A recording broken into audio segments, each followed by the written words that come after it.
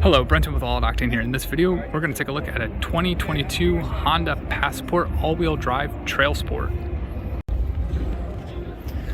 I actually had a lot of fun trying to get the intro to this video done because there are so many sports in this with all sport and trail sport that I was having a difficult time saying it.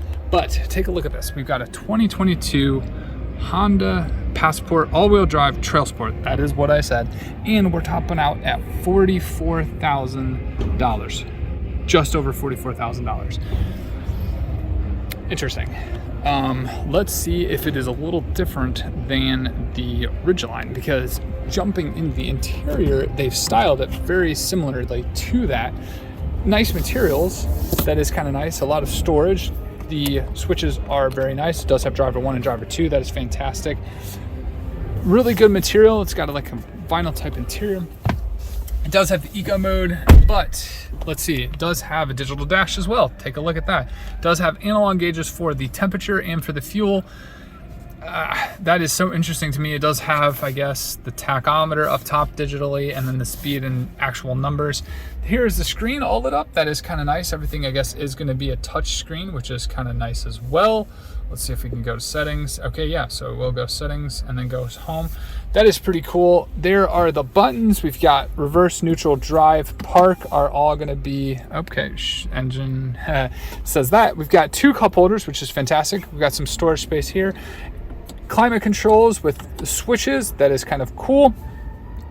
The amount of storage in here is vast, except again, this could really benefit from having more of a higher center console right up to about here. That way you have more storage space for stuff in your vehicle. That would be really nice to have.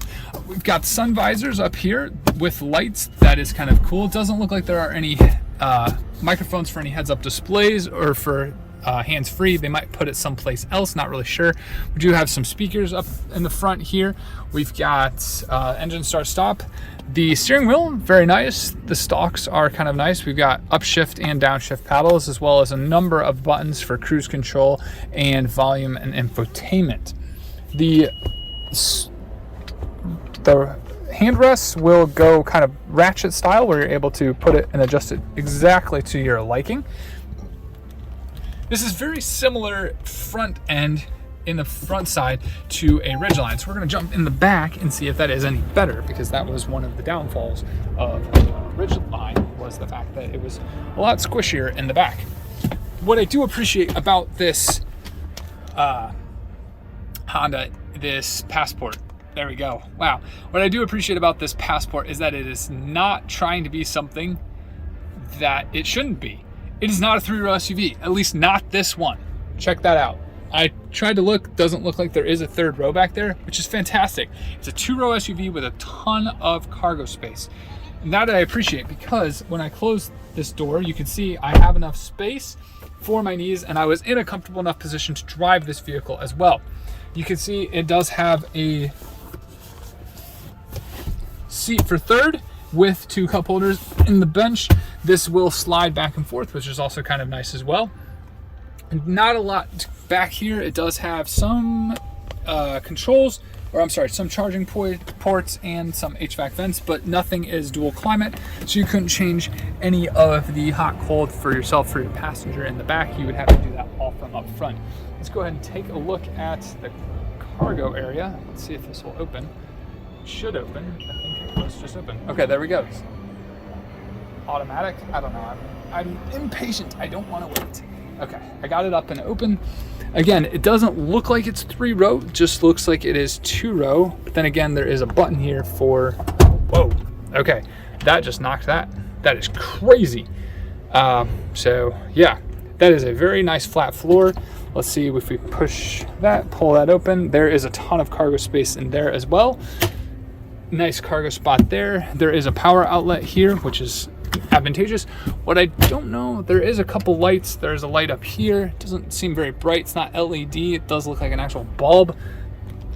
In 2022, really? You're actually going to put a little bulb instead of an LED? That's bizarre, especially for the $40,000 you're asking for this thing. Okay, I do have a lot of clearance though. At 6'4", I am able to stand under the liftgate. That is really nice, and it is at a proportionate level for me to be able to load cargo into without having to bend too low. But it might be kind of maybe more easy for people who are shorter than I would be to put cargo in because of its height as well.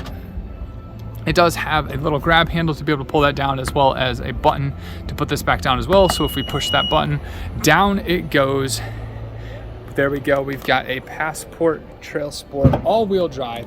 Maybe that's what you're paying for, because that seems very expensive. And even though it has a large amount of cargo space, it just seems incredibly expensive. But it's not. It's a nice vehicle, and if you're looking to haul 4 adults comfortably, as well as some cargo for maybe a getaway trip on the weekend, that is doable in this thing. You'd have to have some shorter adults, but it is definitely doable. So there are my thoughts. There are my opinions on the 2022 Honda Passport. Thank you so much for watching. This has been Brenton with All Octane. Until the next one, have a good one.